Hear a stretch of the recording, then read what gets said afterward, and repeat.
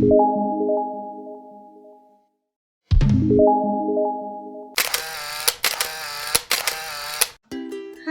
Assalamualaikum. Berjumpa lagi bersama Ibu Dita Monika.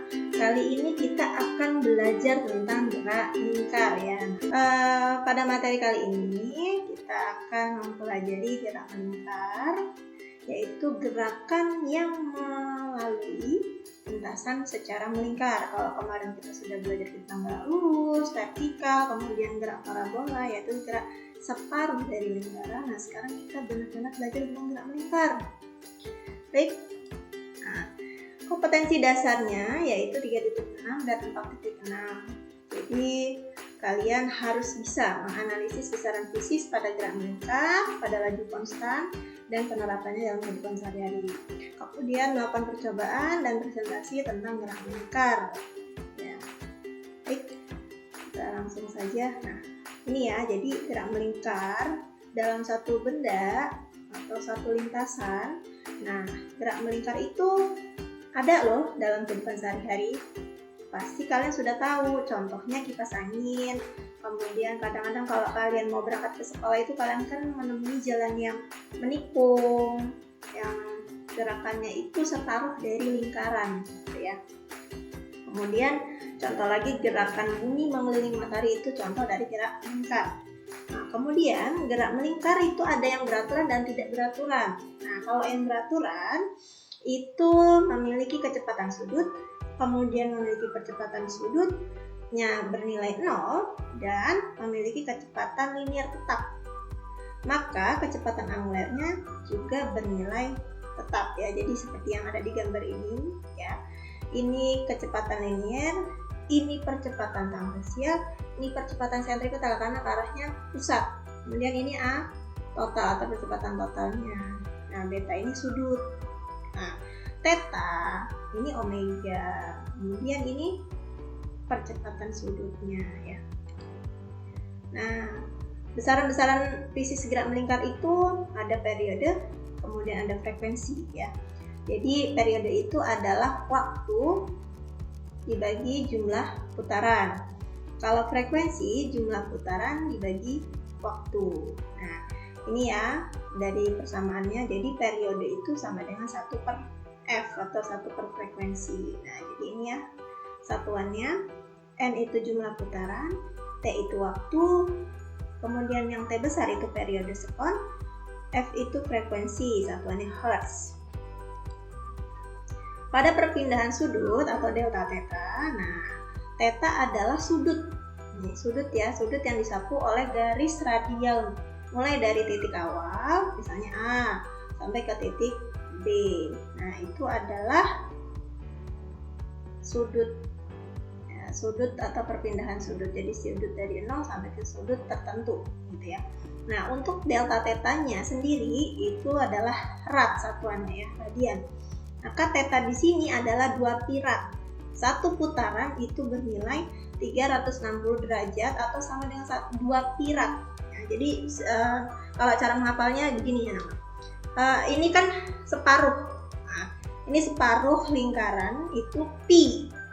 Kalau 2 lingkaran 2 pi gitu ya. Nah, jadi biar kalian mudah menghafalnya, satu putaran adalah 2 pi. Ya, jadi 2 pi radian. Nah, kenapa? Karena 1 pi itu 180 derajat. Nah, tapi untuk 1 radian ya 180 derajat dibagi pi. Nilainya 57,3 derajat. Nah, lanjut ke kecepatan sudut angular atau kecepatan untuk gerak melingkarnya, yaitu omega sama dengan 2 pi per T. Omega sama dengan 2 pi dikali frekuensi ya.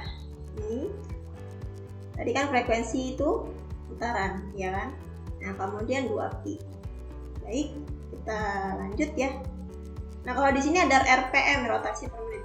Rotasi itu putaran, berarti satu putaran.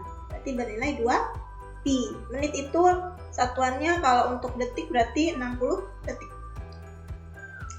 Nah, percepatan sentripetal. Nah, pada kecepatan linear gerak melingkar beraturan adalah 0 besarnya.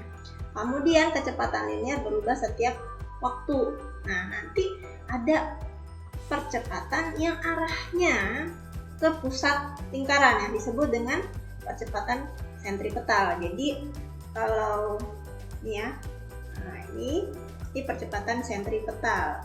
Bisa pakai rumus A sentripetal sama dengan V kuadrat per R. Kalau yang diketahuinya V itu kecepatan linier. Tapi kalau yang diketahuinya adalah kecepatan sudut, maka percepatan sentripetal bisa dicari dengan omega kuadrat dikali R. Ya, perhatikan di sini ya anak-anak. Kenapa? Karena ada hubungannya V sama dengan omega dikali R. Selanjutnya nanti ke gaya sentripetal, yaitu rumusnya aslinya sebenarnya gini. F sama dengan M dikali A. Nah, A-nya itu apa? A sentripetal. Nah, A sentripetal ini kan tadi rumusnya ini. Atau ini. Nah, tinggal masuk ke rumus di sini. Jadi, M V kuadrat per R. Kita perhatikan ini ya. Atau M omega kuadrat dikali R. Ini. Ya, oke. Lanjut. Nah, hubungan gerak lurus dan gerak melingkar. Jadi, kalau di gerak lurus itu X jarak. Nah, kalau di gerak melingkar itu theta. Ini satuannya meter, ini rad. Kalau T kecepatan meter per sekon, tapi kalau digerak melingkar omega rad per sekon. Nah, hubungannya apa? X sama dengan R dikali theta. T sama dengan R dikali omega. A tangensial sama dengan R dikali alfa. Ya, A alfa di sini maksudnya percepatan angular atau percepatan gerak melingkar. Nah, A tangensial itu adalah percepatan untuk gerak yang lurus. Berbeda dengan percepatan sentripetal ya anak-anak. Baik, kita langsung ke contoh soal. Nah, sebelum ke contoh soal, ada nih bagian dari gerak melingkar yang wajib kalian kuasai, yaitu hubungan roda-roda. Kenapa? Karena hubungan roda-roda ini erat sekali dalam kehidupan sehari-hari. Kalau kalian pernah naik sepeda, naik motor, bahkan naik mobil atau jam tangan kalian sekalipun, itu menerapkan hubungan gerak melingkar. Yang dipakai adalah hubungan roda-roda. Jadi ada yang dihubungkan dengan rantai, dengan tali, kemudian ada yang bersinggungan, dan ada yang titik pusatnya sama atau poros kalau kita sebut ya. Baik, nah di sini ya anak-anak, hubungan roda-roda. Jadi pada ini roda yang titiknya seporosnya sama, poros antara roda A dan roda B. Maka ketika porosnya sama, yang sama adalah omeganya. Ya, kemudian arah putar roda A dan B itu searah. Jadi kalau yang satu ke kanan, maka keduanya yang B-nya pun ke kanan. Ya. Berbeda dengan yang bersinggungan. Kalau yang bersinggungan itu yang sama adalah kecepatan linier. Perhatikan, ketika roda itu bersebelahan, nah berjajar, yang sama linier. Tapi kalau yang titik pusatnya sama, omeganya yang sama ya. Itu cara menghafalannya atau mengingatnya. Kemudian kalau yang bersinggungan, ini perputaran rodanya itu berlawanan. Jadi kalau A ini arah jarum jam, maka yang B berlawanan arah jarum jam. Tapi kalau yang rantainya sama atau ini dihubungkan dengan rantai, maka gerakannya searah, gerakan kecepatan liniernya. Jadi contohnya sepeda. Ketika kamu mengayuh sepeda itu ke depan, maka roda yang di belakang pun akan melajunya ke depan. Tidak ada kan sepeda roda depan ke depan, roda belakang ke belakang. Pasti sama-sama arahnya sama, kecepatan liniernya, menyebabkan roda itu atau sepeda bergerak lurus. Akibat apa? Perputaran roda yang bergerak melingkar. Jadi gerakan melingkar itu memiliki gerakan yang linier atau bisa menyebabkan gerakan linier gitu. Nah, baik, kita ke contoh soal ya. Di sini ada sebuah masalah. Diketahui sebuah roda bergerak dengan kecepatan sudut putarnya 120 putaran. Berarti ini di sini ada untuk setiap menit. Maka yang harus kita cari di sini adalah omeganya. Nah, omega sama dengan 120 putaran per menit, atau sama dengan 120. Nah, satu putaran berapa tadi? 2 pi atau 1 pi? Nah, 2 ya. 2 pi. Nah, menit ini kalau di detik atau sekon berarti 60 ini rad. Maka ini 2 ya kan, berarti 4 pi rad per sekon. Nah, sudah dapat omega. Untuk mencari V ya, ini kecepatan linear, rumusnya apa? Omega dikali jari-jari. Nah, jari-jarinya yang mana ini? Omeganya 4pi dikali 10 cm. Nah, 10 cm itu berapa? R sama dengan 10 cm sama dengan 0,1 meter. Maka 0,1. Jadi 0,4 pi meter per sekon. Kemudian percepatan sentripetal. Nah, percepatan sentripetal tadi bisa pakai omega, bisa pakai V. Kalau mau omega berarti kan omega kuadrat dikali n. Omeganya 4 pi kuadrat dikali jari-jari 0,1. Jadi 4 dikuadratkan 16, pi kuadrat dikali 0,1 sama dengan 1,6 pi kuadrat.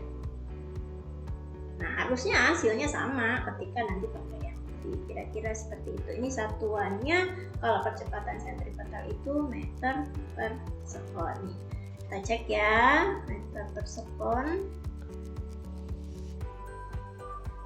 Tadi di sini. Nah, kecepatan sentripetal nih, meter per sekon kuadrat. Nah, oke. Jadi satuannya adalah meter per sekon kuadrat. Oke, kita lanjutkan ya ke contoh berikutnya. Di sini ada sebuah compact disc atau CD ya. Mungkin kalian agak jarang menemui kalau zaman sekarang CD ya. Kalau zaman dulu itu memang banyak CD. Kalau sekarang kan kalian bisa putarnya langsung di handphone ya, mau MP3 atau film. Nah, compact disc berputar dengan kecepatan. Kalau ada seperti ini, kamu harus cari omega. Tapi di sini yang ditanya adalah frekuensi. Rumus frekuensi adalah putaran ya, per waktu. Jadi 390 putaran per menit. Menit itu 60 sekon. Jadi ini dibagi ini. Nah, 1, 3, ini 2. Coret.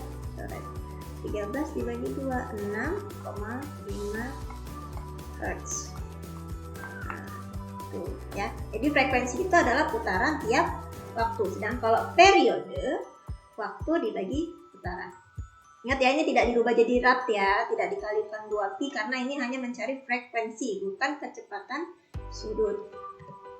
Nah, oke, selanjutnya di sini ada contoh roda-roda. Berarti kita memakai rumus hubungan roda-roda. Kita harus bisa menganalisis dulu ini rodanya seporos atau bersinggungan atau dihubungkan dengan tali gitu ya. Nah, roda 1 dan 2 ini seporos. Berarti antara roda 1 dan roda 2 itu yang sama apa? Omeganya. Omega 1 sama dengan omega 2. Kemudian antara roda 3 dan roda 2 tidak terhubung. Tapi roda 3 terhubung dengan roda 1. Maka roda 1 dengan roda 3 itu yang sama apa? V1 sama dengan V3. Nah, jari-jari sudah ada, kita tinggal memakai ke rumusnya. Kecepatan sudut roda pertama berarti omega, ya kan? Omega, nah, diketahui di sini. Diketahui omega 1 sama dengan 100 rad per sekon. Nah, yang ditanya kecepatan sudut pada roda ketiga. Berarti yang ditanya kecepatan sudut. Nah, roda ketiga. Oke. Dari roda 1 dan roda 3 ada hubungan tidak? Kalau ada, berarti kita langsung saja bisa nih mencari pakai gini ya. Nah, kita pakai yang ini saja. Ya. Berarti caranya V1 sama dengan V3. V itu omega 1 dikali R1 sama dengan omega 3 dikali jari-jari 3. Maka omega 1 tadi 100, jari-jari 1 20.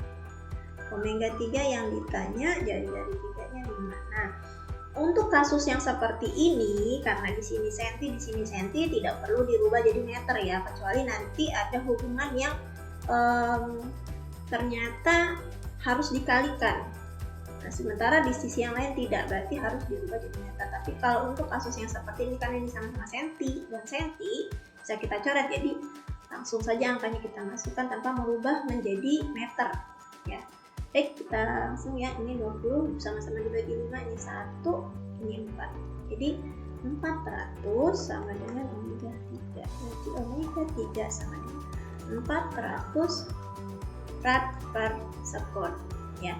Semakin kecil rodanya, kecepatan sudutnya semakin besar ya. Ketika jari-jarinya semakin kecil, justru kecepatan sudutnya semakin besar.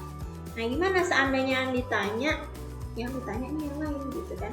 Kalau ini tadi kan sudah jelas 1 sama 3 terhubung. Tapi kalau ternyata ada yang tidak terhubung, berarti kita harus mencari salah satu. Misal di soal yang kita tahu yang roda kedua. Nah, kita harus cari dulu roda 1 baru ke roda 3 gitu ya. Jadi kalian harus bisa menganalisis gambarnya. Misal ya. Misal ini beda kasus dengan yang ada di gambar di sini, tapi bentuknya masih sama seperti ini. Misalnya diketahui roda 2. Nah, roda 2 misal 10 rad per sekon misal. Kemudian mau ditanya roda 3. Nah, ditanya misalnya V3. Nah, gimana caranya? Jadinya saya sama nih. Kita harus bisa antara omega 2 dan 3 tidak terhubung, tapi 3 terhubung dengan 1. Maka kita kerjakan dulu omega 2 sama dengan omega 1. Maka omega 2 sama dengan omega 1 sama dengan 10 rad per sekon. Nah, untuk mencari V3 gimana? Sama caranya seperti ini. Jadi V1 sama dengan V3. Apa rumusnya V1? Omega 1 dikali R1 sama dengan V3. Nah, omega 1-nya berapa? Omega 1-nya ini tadi 10. Nah, jari-jari ke-1, misalnya di sini kita tetap pakai 20. Nah, V3 berarti berapa ini? 200. 200 apa? 200 meter per sekon gitu kira-kira ya. Jadi ini contoh yang berbeda. Misal yang diketahuinya ternyata omega 2. Baik anak-anak, semoga pembelajaran gerak melingkar kali ini bisa dimengerti, bisa dipahami, dan nanti anak-anak bisa mengerjakan ulangan gerak melingkar. Sampai jumpa di materi berikutnya. Sampai jumpa. Assalamualaikum warahmatullahi wabarakatuh. Belajar selagi kalian punya waktu. Karena apa? Karena waktu tidak bisa diulang kembali. Maka belajarlah sebelum semuanya menjadi penyesalan. Semangat!